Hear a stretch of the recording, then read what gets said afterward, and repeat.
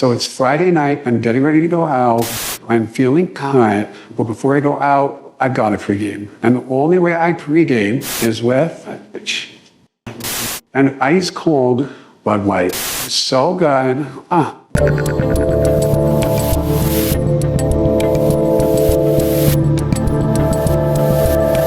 Good Lord, that was the most disturbing cold open we've ever done. I suppose I owe you an apology, and we're only 10 seconds into the program. I'm Dave Rubin. This is the Rubin Report. It's May 24th, 2023. We're live streaming, as always, on Rumble, YouTube, and Locals. If you haven't joined us at Locals yet, do it. Come on. RubinReport.locals.com. However, in full disclosure, there will be no post-game show today. I've got a thing, trust me. Good reasons. I'll get into them next week, but we got a good show for you today. People often ask me, Dave, what do you do in your free time? We know you're focused on the program and you must devote all of your life to politics and everything else. But every now and again, when it's late night and I have a little tequila and I'm sitting on the couch and the kids are asleep, I'm flipping through YouTube or Rumble, whatever it might be, and I watch a lot of old television. I think there's something about old TV. It reminds me of something, perhaps something that I could help usher a resurgence of in our quasi-modern time, so to speak. And I watch a lot of the old Johnny Carson Tonight Show, and I saw something related to Budweiser that is so relative to what's going on these days that we're going to compare and contrast Budweiser from 1975 to Bud Light in 2023, and a couple other cultural things related to Canada, Italy, and more. And then we got a RubinReport.locals.com community Q&A. And before we get to that, let me talk to you about Ramp. Do you feel like your finance software isn't cutting it? Do you want the latest and greatest in financial software to simply spend, help you save time, and keep you from getting trapped in busy work? Check out Ramp. Ramp is the corporate card and expense management software designed to help you save time and put money back in your pocket. Ramp gives finance teams unprecedented control and insight into company spend.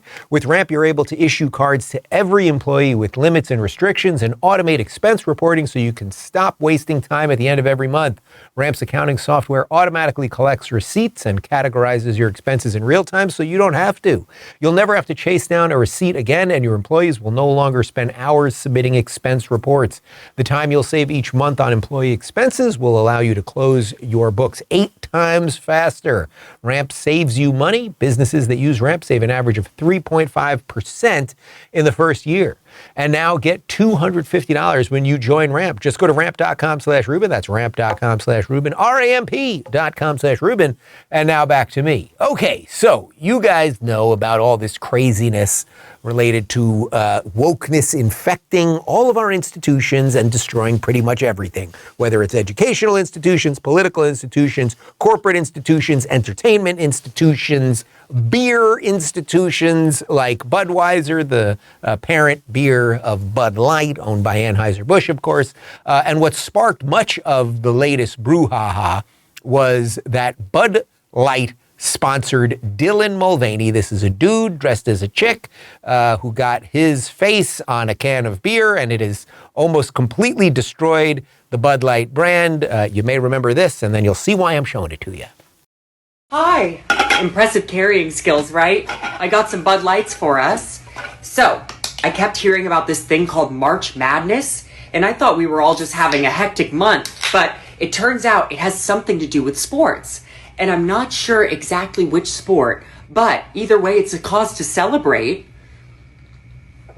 This month, I celebrated my day 365 of womanhood, and Bud Light sent me possibly the best gift ever, a can with my face on it. Check out my Instagram story to see how you can enjoy March Madness with Bud Light and maybe win some money too. Love ya! Cheers!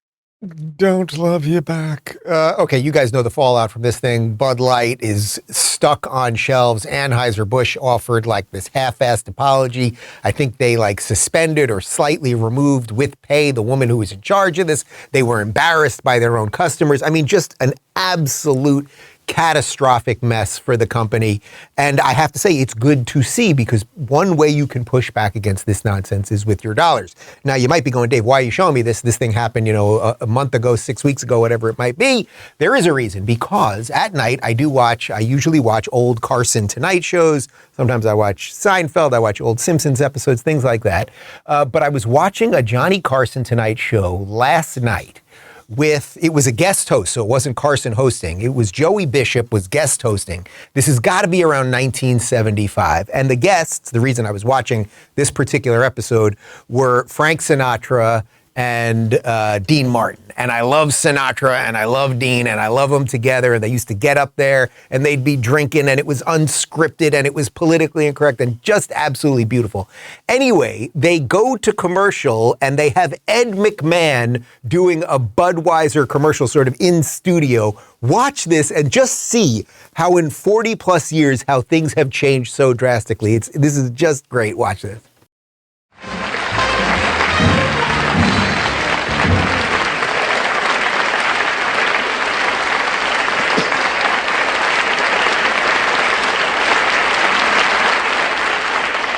And now, here, speaking in round figures for the king of beers, is Ed McMahon.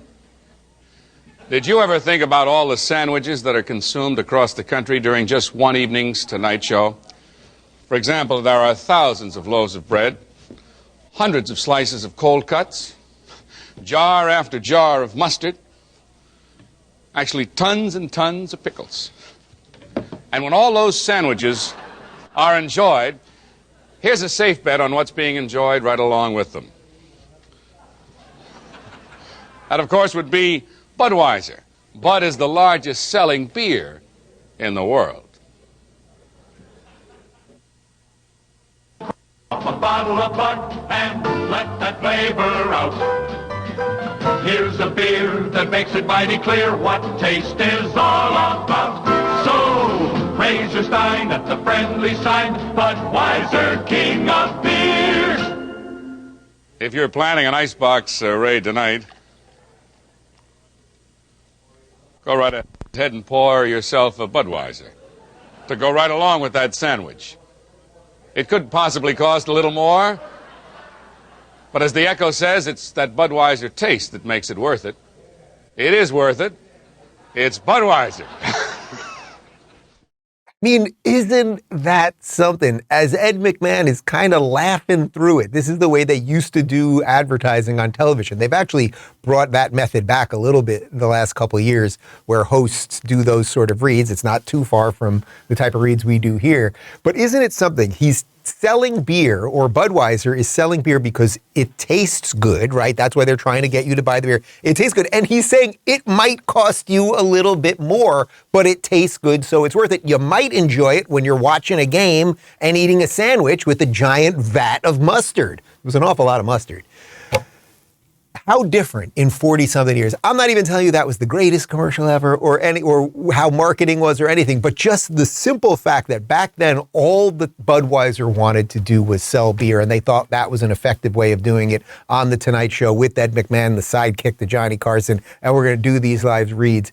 And not pandering to an audience that doesn't even drink their beer, actually going to the people who might drink it, saying this is why you're going to like it, this is why you're going to pay your hard-earned dollars for it. And that is just so starkly different than what has happened, 40 plus years later.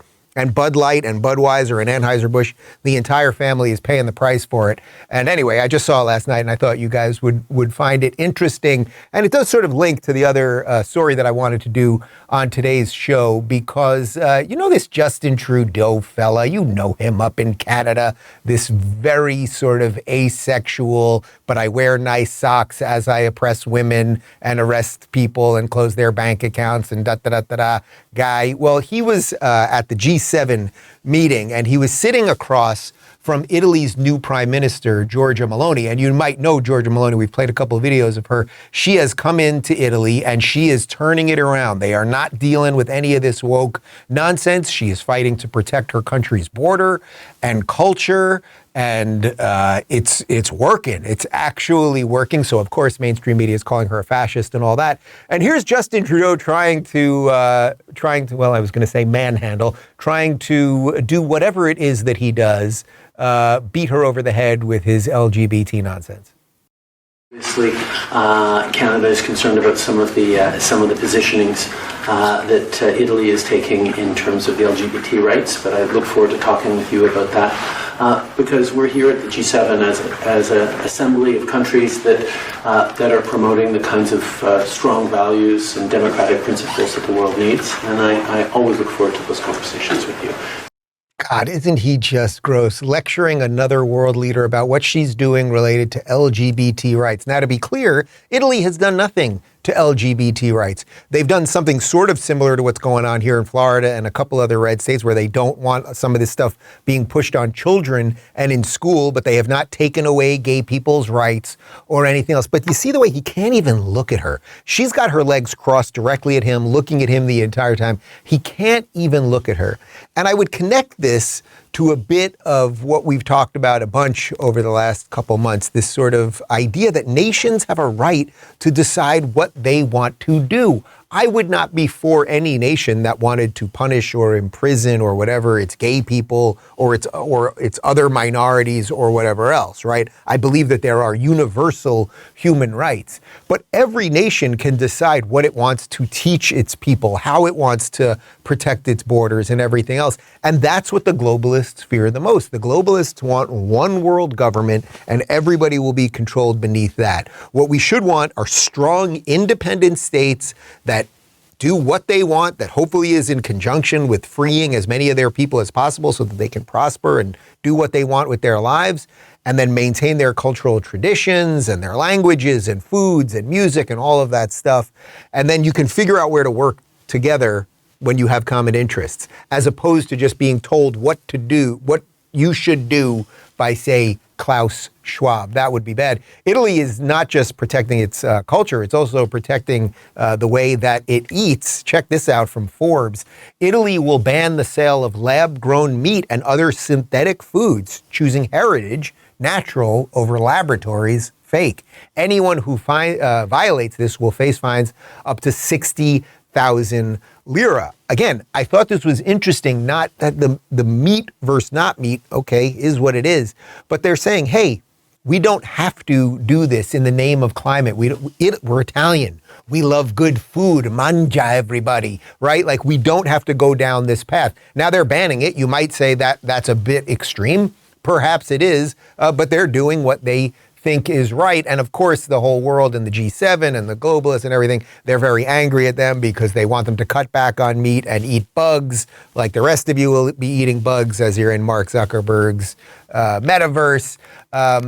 But another thing going on in Italy is this. Climate activists, this is really wild, and it shows you how out of control these people are. Climate activists, you may have seen this, jumped into Rome's Trevi Fountain, which is a legendary fountain in Rome. I've been there. And they poured black diluted chemicals in the water to protest climate change. I don't think Meloni's going to stand for this. Climate activists turned the blue waters of the famous Trevi Fountain black by dumping charcoal into it. The protest was aimed at the Italian government and its use of fossil fuels as historic floods ravaged parts of the country. All of the activists were arrested. Officials say they'll now have to drain the fountain entirely, throwing out 66,000 gallons of water and disappointing a lot of tourists. You see how the media even frames it, that it's somehow the drought and now the floods, and that somehow has to do with fossil fuels. There's just no evidence of any of this nonsense. But anyway, I bring all of these things up, whether it's the Budweiser thing or Italy banning these meats. It's like, everybody, what direction are we going in? Are we going in a direction where we're more mature, where we sell products to people for good reasons, where we look at our citizens and we defend what it is they want, or whether we're going to go all in and we're going to ruin all of our fountains and our historical monuments, and whether we're going to trash all of our beers and whatever else we drink and all of that stuff? That question remains to be seen. Let's talk about Birch Gold Group, and then we'll get to the Rubin Report Community Q&A. President Trump recently issued a warning from his Mar-a-Lago home. Quote, Our currency is crashing and will soon no longer be the world standard, which will be our greatest defeat, frankly, in 200 years. There are reasons the central banks are dumping the dollar: inflation, deficit spending, and our insurmountable national debt. Fact is, guys, there's one asset that has withstood famine, wars, and political and economic upheaval dating back to biblical times. Yeah, you guessed it, gold. And you can own it in a tax-sheltered retirement account with the help of Birch Gold. That's right, Birch Gold will help you convert an existing IRA or 401k, maybe from a previous employer, into an IRA in gold. And the best part, you don't pay a penny out of pocket. Just visit birchgold.com/Dave for your free info kit. They'll hold your hand through the entire process. Think about this. When currencies fail, gold is a safe haven. How much more time does the dollar have? I don't know. Protect your savings with gold like I did. Birch Gold has an A+ rating with the Better Business Bureau and thousands of happy customers. Visit birchgold.com/Dave to get your free info kit on gold. Again, visit birchgold.com/Dave. And now back to me. Okay, Rubin Report.locals.com community Q&A. Here we go. Prusky says, do you think that Nikki Haley, Vivek, Mike Pence, and Trump are all sticking up for Disney because maybe if they don't, other corporations won't fund their presidential campaign? It's obvious to me that Governor DeSantis is a threat to them, but I wonder if that's why, or if they're just as ignorant to what Governor DeSantis has truly done to Disney and the state of Florida. And as I always say, thank you for what you do. You're quite welcome, and I'm glad you're part of the community. I don't think it's ignorance. I don't think that their miscalculation on this is ignorance. You can't tell me honestly that Vivek and Nikki Haley don't know what they're saying, right? They're doing this because they think this is a way to get DeSantis. I really hate that sort of political posturing. It's like you can't say you're against woke, and then when the one guy does something about woke, like the most damaging thing to woke that's possible, he actually affects their bottom line, which maybe could turn around a giant corporation that every kid watches all their programming and everything else. If that's the guy you're going after, you're making a real mistake. So I don't think they're ignorant. I think it's probably somewhat related to donations. I try not to go too far down that road with people because I don't want to think that, look, people get money in campaigns from all sorts of people. I don't think everything is exactly quid pro quo, but there is some level of that for sure. So it probably has something to do with donations, but it mostly has to do with they're going after the guy who I really believe is number one right now. I don't think it's Trump, which is why everyone is going after Trump. I think after DeSantis announces, you're going to see some real shifts in things. It may not bear out in the polls immediately, but we know that there's a huge amount. I mean, this is poll after poll shows this. There's a huge amount of soft support for Trump, meaning Trump's got that 30% base no matter what, and that may get him over the finish line for sure. But there's about 70% of Republicans that are undecided. They are willing to look in a different direction, and sometimes you wait for the guy to freaking jump in. So I think it's somewhat cynical what they're all doing, and DeSantis has done the right thing. And I think when people do the right thing, you gotta help them along the way. Amy says, what was the total banana yield from your tree, and what are you going to do or make with them? So we'll throw a picture up of our bananas. We have a banana tree in the backyard, and banana trees this time of year, we got about 3 bunches right now. Each bunch, how many bananas on a banana bunch? Can we Google that? I guess there's got to be about 60 bananas on a banana bunch, something like that. So we've got a lot of bananas here, and we've got another bunch that's about to come down. And then, I didn't know this about the banana tree, but when that stalk gives you the banana bunch, the stalk basically dies. So you cut it out, and then another one just starts growing almost immediately. So we're already growing for what will be the bananas of next year. I am told that there are 200 bananas in a bunch, and a cluster of bananas is 10 to 20 bananas. So we've got an awful lot of bananas here. David's been making some banana ice cream. We've been giving the kids a little banana. I've been having a banana each morning. Would you guys like some bananas? Phoenix's girlfriend just made banana bread with other bananas, actually. So I'm going to give you some bananas to leave with. We'll have some more banana bread. There's been a lot of bananas around here. And I say bananas all the time, so it's very fitting. Communist Cat says, have you seen the birth rate documentary, and what are your thoughts? Would you be interested in covering it on the show? I have not seen the documentary yet. A few people have mentioned it to me. It was one of the things that came up repeatedly when I was in Israel and Hungary. Israel and Hungary, which are, Western nations in the way that they behave, they have strong birth rates right now. A lot of Western nations do not. Japan, for example, is basically facing population collapse, that people are having children much older. So, back in the day, if you think about, if you're about my age, mid-40s, your grandparents usually had kids 18, 19, 20, 21. Now people aren't having kids into their late 20s, even 30s. I didn't become a father until 46. That then changes the replacement rate and all of those things. So I am interested in this and why certain nations are doing it right, and what are the incentives that government can give so that you will have a big family, which I can tell you as a new father is probably the most rewarding thing that you could do. We Can Save America 2024 says, Dave Rubin, Clan and Community, what do you all think about the way we are selling missiles like candy when the Democrats are literally breaking our backs over climate change, rush to do electric cars, cows are killing the ozone, wanting us to eat fake food, gas prices are so high, people are more worried about gas than buying food. How in the world is that good for climate change? I think you're onto something. Look, at the end of the day, putting red, blue, Democrat, Republican aside, war is seemingly always good for business. That's why it's almost like, we wrapped up that Afghanistan war that nobody knew why we were there for 20 some odd years, even though 9/11 was more guys in Saudi Arabia, but we went to the war. Okay, we're going to attack the Taliban, beat them there so they don't come here. All the money, all of the gold, all of the fruits of it. We left most of the stuff there. We then buy more stuff. We shoot missiles all over the place. War is good for business. It's an unfortunate reality. But yes, you would think, I suppose, that the people maybe who are so screaming all the time about climate change would be upset that there's so much stuff blowing up relative to Ukraine, and we should be scaling that back. But, logic isn't the best for these people. Elizabeth says, what do you make of trigonometry having their bank account closed? Do you think it was an error or political retaliation? I'm leaning towards retaliation. So trigonometry, which is hosted by Konstantin Kisin, and he's got what's the other guy's name on the podcast? Francis something or other. But Konstantin I had on the show a couple of weeks back. Great guys over in the UK. Their bank account, the show's bank account, was closed. And it does seem like it had some sort of political bent. The bank that they were with had this entire diversity, equity, and inclusion thing. It's Francis Foster is his name. So it does seem that there's a political bent.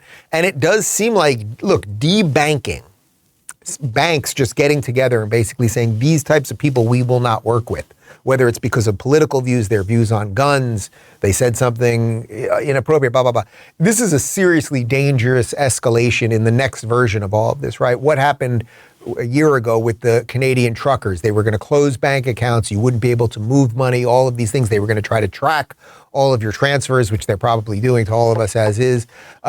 This is why I say we need a parallel economy when it comes to everything. It's not just that Rumble's building the alternative to Amazon AWS, Amazon Web Services, and an alternative to YouTube. We need alternative payment processors, which we are working on. We need alternative email, right? Gmail, they're scanning all your emails. We all know all of this stuff.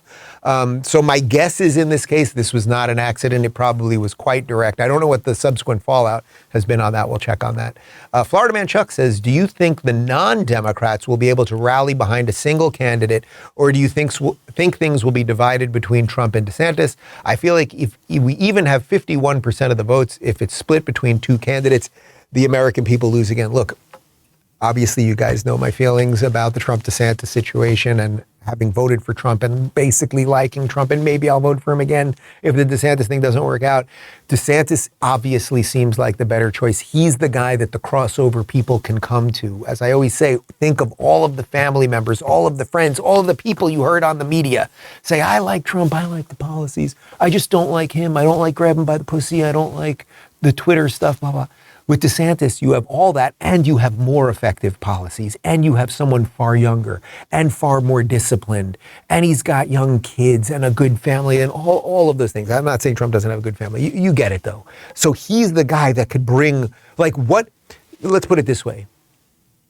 The Bill Maher types, and I get it, Bill Maher's never going to get there. He has too much invested in his career as the liberal or whatever it'll be, and he'll be rallying the day before the election, after he's railed against woke for 2 more years. The day before the election, he'll be telling people to vote for the Democrat to save democracy. Okay, fine.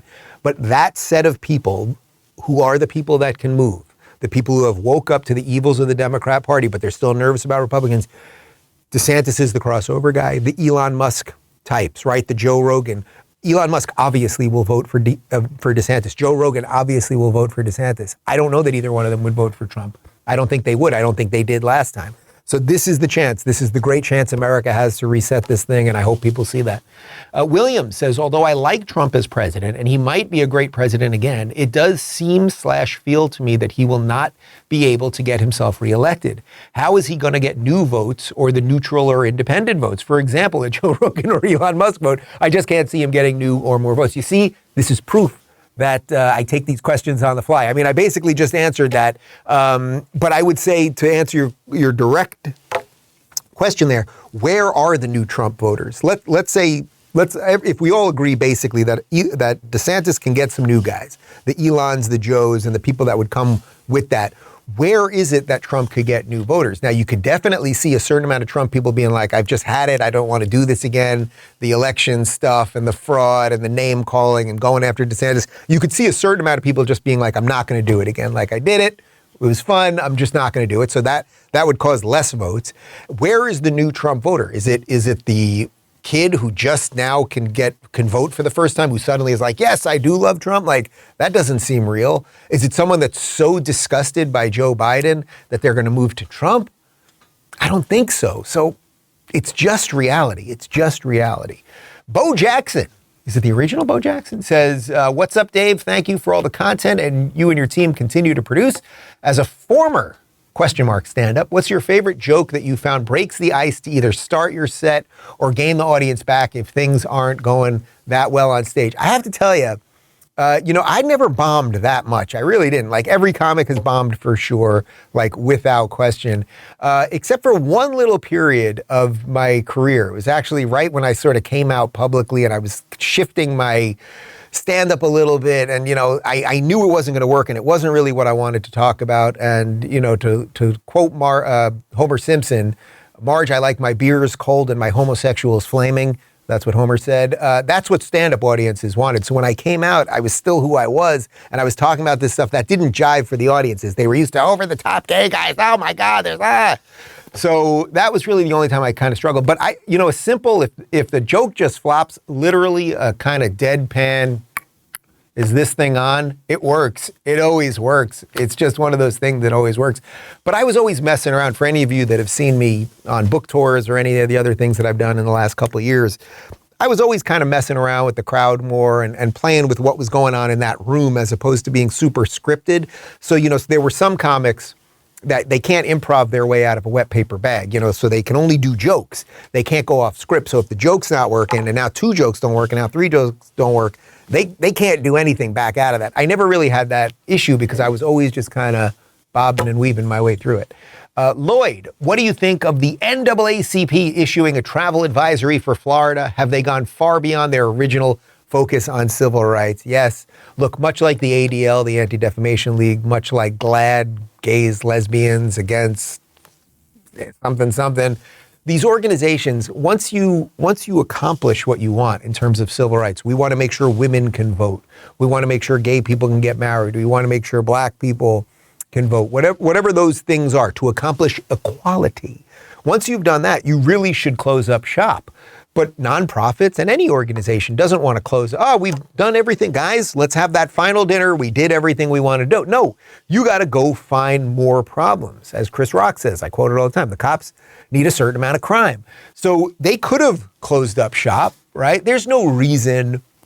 It's not to say that racism doesn't exist. We all know this. Of course, racism exists. There are going to be some racists. It's just how it is. There always have been. There always will be. And if you think you can eliminate racism, you're going to have to kill a lot of people. But these organizations have gone well past their mandate. This Florida thing is so profoundly ridiculous. And all it does is serve the people who want everyone to be divided by race. Anyone watching this right now, I have no doubt we have some black viewers. You're welcome here in Florida. And I would say, just like white people, you will flourish here because we have no state income tax. We have safe roads and safe cities. Everyone is flourishing down here. The weather is great. And the mosquitoes, you can spray for them, so it's all good. Mike says, DeSantis has accomplished a lot, but is there a chance you could support Elder in a primary? I mean, look, I love and adore Larry. As we talked about on the show yesterday, he's been so integral in my political evolution and so many things connected to my life and just the whole thing. I'm certainly not going to badmouth him. I want him to stay in the race as long as possible and all of that stuff. I think it is great that Larry will be on stage to get some of his ideas out there. I think, he's going to have trouble fundraising because I don't think people really think he's going to be president. So, he'll get to a debate or two, and then eventually when the money runs out, you're just kind of, you are where you are. And Larry, if you're watching this, you know how I feel about you. So this is not going after you in any way. I think he would make a great addition to any administration, et cetera, maybe even a VP. But just clearly, I think this is DeSantis's chance. And so I'll support Larry however I can in terms of the ideas and all of those things. But obviously in terms of support, who I think is the next president, you guys got it. Spike says, Trump may be entertaining, but his strategy is to be the loudest on the potential stage. So the primary really looks like it'll be the noisy one versus any number of quality and good policymaking candidates. So do you think it'll roll that way? Look, yeah, basically, right? Like, that's why the Trump thing has been so frustrating to me personally, because just go back to my videos of 2-3 months ago. I really did not want to have to go after Trump, and I really did not want Trump to behave this way. And if you watch my the show that we did with Patrick Bet David up in Fort Lauderdale when I was on Valuetainment, they did the live show in front of about 300-400 people. I'm on with Rudy. Rudy's obviously the Trump guy. I'm the DeSantis guy. And I kept saying to Rudy, the attacks aren't working. The attacks aren't working. And lo and behold, about 2 days later, Trump stopped the rhino globalist attacks because they were so obviously not true. But he's throwing out the kitchen saying Soros loves him, like all of this stuff. It's like, dude, it's not working. And if in your quest for power, if in your quest for it has to be me again, I'm willing to do everything I can to destroy the best guy that we got. Look, I think deep down, even the people that are supporting Trump the hardest right now, they know DeSantis is the better candidate, but they're showing a certain degree of loyalty. There is something to be said for that. There really is. But there is a younger, stronger, more disciplined, more effective version out right now. And I think if DeSantis sticks to that competency, that clarity, that communication, doesn't play the games, and I think he's disciplined enough to do it. I think if he does that, Trump's going to kind of spin out of control.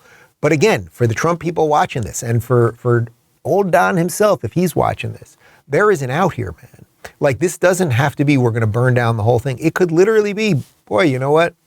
I guess things changed a little bit. And, I was a little crazy with DeSantis, but actually he is a good guy. It's just politics. Let's go win this thing. Let's get rid of the radical left and the Democrats. Wouldn't that be something? And then you're the freaking hero. Like, you still can be the kingmaker. There's such an obvious out for Trump, and I want him to know that. I think he should know that, and hopefully he does know that.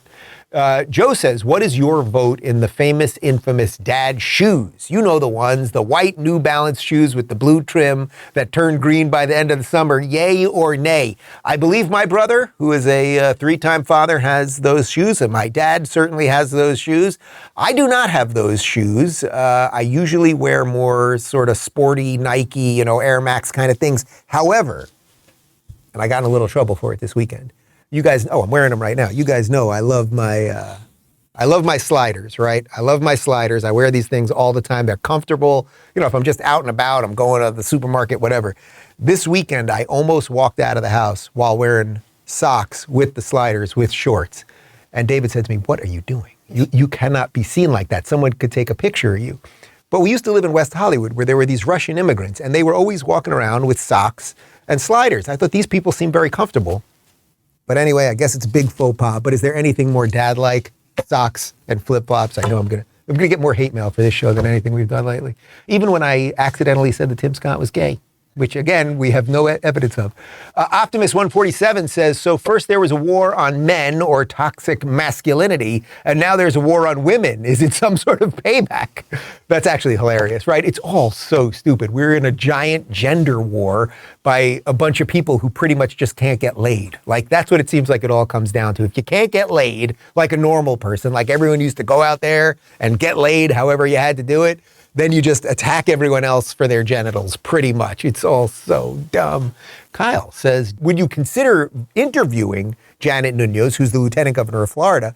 If DeSantis is elected president, she will succeed DeSantis as governor of Florida and finish his term.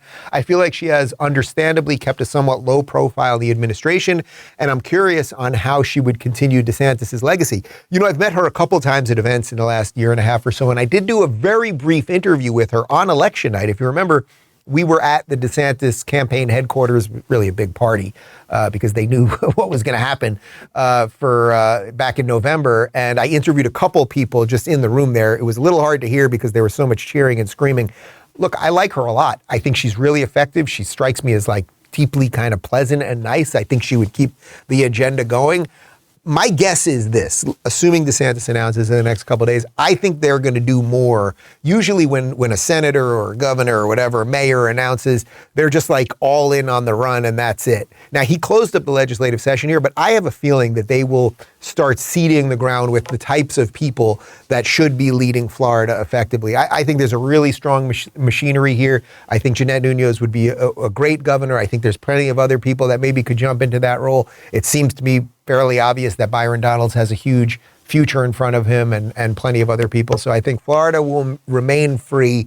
And look, if Trump becomes the nominee and or president and we're left with DeSantis round 2, I think we'll be okay too. So Florida is going to be just fine.